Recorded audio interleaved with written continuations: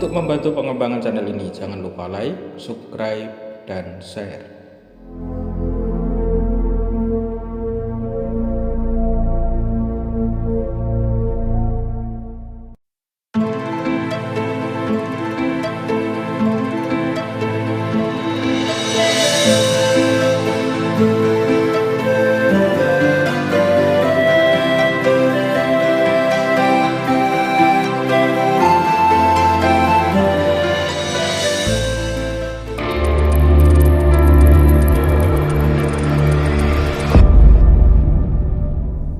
Assalamualaikum warahmatullahi wabarakatuh. Sahabat Ngaji Wali yang dimuliakan Allah, dalam episode ke-18 dari Tafsir Suluk Linglung ini, kita akan masuk dalam pupuh dadang gula, dan kita akan bahas bait-bait awal, yaitu bait 1 dan kedua. Bait-bait dalam pupuh dadang gula ini berisi tentang dialog antara Syekh Melaya dengan Nabi Khidir, yang berisi tentang hakikat ibadah haji, kemudian hakikat hidayatullah, dan kemudian hakikat kematian dengan berbagai macam aspeknya, yang kesemuanya dirangkum di dalam pupuh dadang gula. Semoga dapat menjadi tambahan ilmu untuk menemukan hakikat diri. Dan dalam episode ini kita akan membahas tentang ibadah haji. Monggo kita mulai saja dari bait pertama. Lamun sira munggah kaji maring Mekah tuke ana apa? Ya Mekah pantilas bae. Nabi Ibrahim kruhun ingkang yasa kang ponang masjid, mewah tilase Ka'bah kang arupa watu gumantung tanpa cantelan. Apa iku kang sedya sira pekteni dadi mangan brahala? Artinya, jika kamu berkehendak naik haji ke Mekah, kamu harus tahu tujuan yang sebenarnya menuju Mekah itu. Ketahuilah, Mekah itu hanyalah tapak tilas saja, yaitu bekas tempat tinggal Nabi Ibrahim zaman dahulu. Beliaulah yang membuat bangunan Ka'bah Masjidil Haram, serta yang menghiasi Ka'bah itu dengan benda yang berupa batu hitam atau hajar aswad yang bergantung di dinding Ka'bah tanpa digantungkan. Apakah Ka'bah itu hendak kamu sembah? Kalau itu yang menjadi niatmu, berarti kamu sama halnya menyembah berhala atau bangunan yang dibuat dari batu. Bait ini mengajarkan kepada kita bahwa sebelum kita melakukan sesuatu, maka kita harus memiliki ilmunya terlebih dahulu, agar apapun yang kita lakukan tidak menjadi sia-sia, lebih-lebih dalam urusan ibadah. Maka mengetahui tentang tata caranya adalah kewajiban, karena apabila dilakukan tanpa ilmu, tentu akan banyak melakukan kesalahan, bahkan bisa menyerumuskan pelakunya dalam kemusyrikan. Karena ibadah pada dasarnya adalah haram, kecuali ibadah tersebut ada tuntunannya dalam Al-Quran maupun hadis. Nabi Khidir juga menegaskan bahwa Mekah hanyalah sebuah tempat di mana Nabi Ibrahim pernah tinggal di tempat itu pada masanya. Nabi Ibrahimlah yang membangun Ka'bah yang berada di Masjidil Haram, dan Nabi Ibrahim memberikan hiasan Ka'bah tersebut berupa batu hitam atau hajar aswad yang ditempelkan di dinding Ka'bah tanpa digantungkan. Jika menunaikan ibadah haji untuk menyembah Ka'bah, maka hal itu adalah sebuah kesalahan. Ka'bah adalah sebuah bangunan yang dibuat dari batu. Hal ini seperti apa yang dilakukan oleh sahabat Umar bin Khattab radhiyallahu an ketika beliau mencium Hajar Aswad. Ketika itu beliau mengatakan, "Memang aku tahu bahwa engkau hanyalah batu, tidak dapat mendatangkan manfaat atau bahaya. Jika bukan karena aku melihat Nabi Shallallahu Alaihi Wasallam menciummu, aku tidak akan menciummu." Demikianlah komentar sahabat Umar bin Khattab ketika beliau mencium Hajar Aswad. Kemudian kita akan masuk ke bait kedua dari Pupuh Dandang Gulo. Iya kaya idepe wong kafir, dene iya esmu ngangka-angka, terus madhep mering brahalane. Nadyan wus haji iku yen ta weruh parane kaji. Ka'bah pan dudu lemah, kayu watu dudu. Margone tan kanggo lunga mring Ka'bah. Yen arsa weruh ing Ka'bah jati, jati iman hidayat. Artinya, perbuatanmu itu tidak jauh berbeda dengan yang diperbuat oleh orang kafir, karena hanya sekedar menduga-duga saja tentang wujud Allah yang disembah dengan senantiasa menghadap kepada berhala. Oleh karena itu, biarpun kamu sudah naik haji, bila belum tahu tujuan yang sebenarnya dari ibadah haji itu, tentu kamu akan merugi besar. Maka dari itu, ketahuilah bahwa Ka'bah yang sedang kau tuju itu bukannya yang terbuat dari tanah atau kayu apalagi batu, tetapi Ka'bah yang hendak kau kunjungi itu sebenarnya adalah Ka'batullah. Demikian itu sesungguhnya iman hidayat yang harus kamu yakinkan di dalam hati.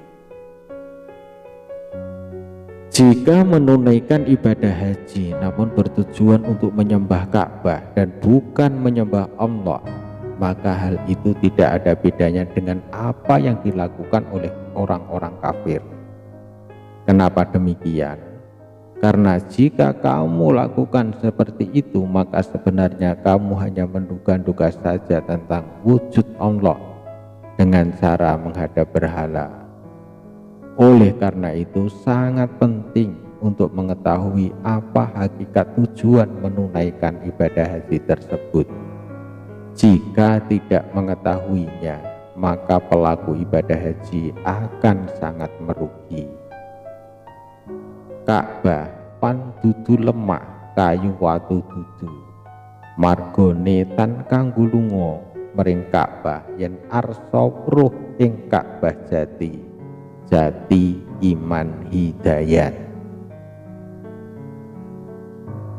Ka'bah itu bukannya yang terbuat dari tanah atau kayu apalagi batu, tetapi Ka'bah yang hendak kau kunjungi itu sebenarnya adalah Ka'batullah. Demikian itu sesungguhnya iman hidayat yang harus kamu yakini di dalam hati. Sahabat ngaji wali yang dimuliakan Allah, dalam perspektif tasawuf, haji memiliki tujuan untuk sampai pada hakikat Baitullah atau Ka'bah melalui perjalanan fisik spiritual atau as-sair was-suluk. Hakikat Baitullah atau Ka'bah diiktibarkan pada dua hal, yaitu di dalam ufuk atau al-afaq dan di dalam jiwa manusia atau al-anfus.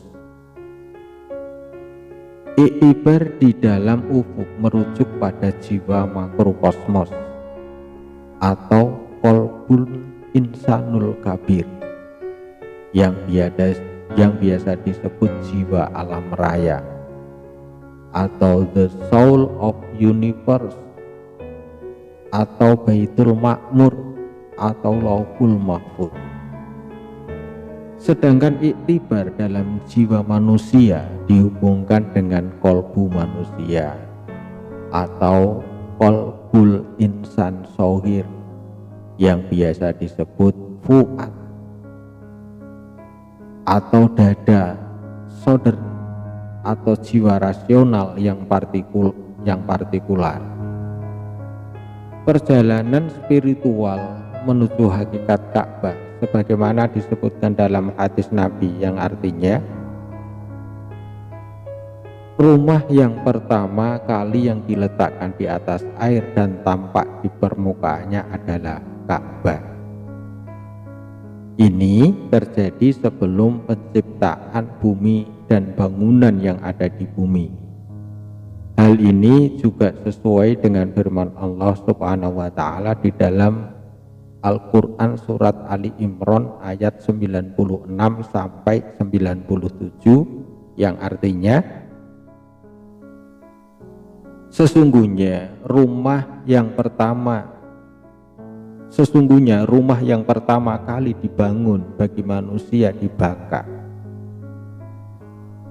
yang diberkahi dan petunjuk bagi semua manusia. Di situ terdapat tanda-tanda yang nyata makom Ibrahim. Barang siapa yang memasukinya, dia menjadi aman. Mengadakan perjalanan menuju rumah itu atau haji adalah kewajiban manusia yang sanggup terhadap Allah. Barang siapa yang mengingkarinya, maka sesungguhnya Allah Maha Kaya atau tidak memerlukan alam semesta. Hadis dan ayat tersebut mengisyaratkan adanya Ka'bah secara fisik atau Al-Ka'batus Suri dan Ka'bah secara spiritual atau Ka'batul Maknawi. Ka'bah secara fisik terdiri atas dua bangunan, yaitu Ka'bah fisik yang berada di kompleks Masjidil Haram dan bagian lain ialah hati secara fisik yang juga dapat disebut Baitullah dalam bentuk bangunan persegi 4. Sedangkan Ka'bah secara spiritual ialah jiwa makrokosmos atau al-insanul kabir atau biasa disebut jiwa alam raya. Hal ini sejalan dengan pemahaman secara spiritual ayat dan hadis di atas. Ka'bah secara spiritual yang dihubungkan dengan ayat 72 dari Al-Quran surat Shad. Di situ disebutkan yang artinya, maka ketika aku telah menyempurnakannya dan aku meniupkan ruhku di dalamnya. Ayat ini mengisyaratkan ruh insan sohir atau mikrokosmos diciptakan sebelum yang lainnya diciptakan. Asumsi ini juga diperkuat dengan sebuah hadis qudsi yang populer dalam ilmu tasawuf yang artinya, bumiku dan langitku tidak mencakup diriku, namun hati hambaku yang mukmin mencakup diriku. Dada manusia atau as-sadr yang dikonotasikan dengan Baitullah atau Ka'bah spiritual dihubungkan juga dengan ayat 1 dalam surat Al-Nasrah yang artinya, bukankah kami telah melapangkan dadamu untukmu. Baitullah atau Ka'bah baik dalam arti fisik maupun spiritual merupakan kiblat peribadatan atau objek tawajuh. Bahkan dikatakan dalam sebuah hadis yang artinya tidak sah sholat bagi mereka yang tidak menghadap kiblat. Ka'bah sebagai objek tawajuh merupakan keniscayaan, karena bukankah lafaz ikrar dalam doa iftitah yang kita baca di dalam sholat kita mengatakan, seluruh ibadahku, hidupku, kehidupanku, kematianku, semuanya hanya untuk Allah Subhanahu wa Ta'ala, dan Allah lah sang pemilik Ka'bah. Setelah menunaikan kedua haji di atas, maka haji diibaratkan memiliki tujuan untuk bertawajuh dalam perjalanan spiritual menuju insan kabir yang merupakan Baitullah yang teragung. Ia disebut juga dengan Al-Baitul Ma'mur atau Hadratul Al-Quds atau jiwa universal. Sahabat Ngaji Wali yang dimuliakan Allah, demikian pembahasan bait ke-1 sampai bait kedua dari Pupuk Gandang Gula. Semoga dapat dijadikan sebagai sebuah inspirasi bagi para pemirsa. Saya akhiri, wassalamualaikum warahmatullahi wabarakatuh.